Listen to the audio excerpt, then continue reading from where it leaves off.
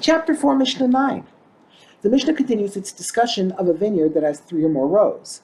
We now turn to the words of the Mishnah. If a person plants his vineyard with rows of vines at distances of 16 amos from each other, he is permitted to bring seeds and plant them there between the rows. Since the rows are separated by 16 amos, they do not combine to form a vineyard. It is therefore permitted to plant between the rows, as long as he does not plant within 6 tefachim, 1 amma, of any of them. Rabbi Yehuda brings support for this ruling. Rabbi Yehuda said, it happened in a place called Salmon that a certain person planted his vineyard with rows of vines at distances of 16 amos from each other, and he wished to plant seeds between them. However, he was concerned that the vines would hang over the seeds and prohibit them.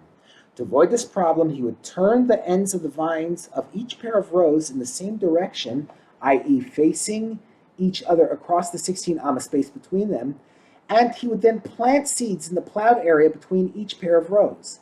Then, in the following year, he would turn the ends of the vines towards a different place, i.e. the other direction, facing each other over the 16 amma space he had planted with seeds in the previous year, and then plant the other species in the area he had left unplanted the previous year. The matter came before the sages of the time for a ruling, and they permitted it. We see from this story that when there are spaces of 16 amos between rows of vines, the rows do not combine to form a vineyard, and other species may be planted in those spaces.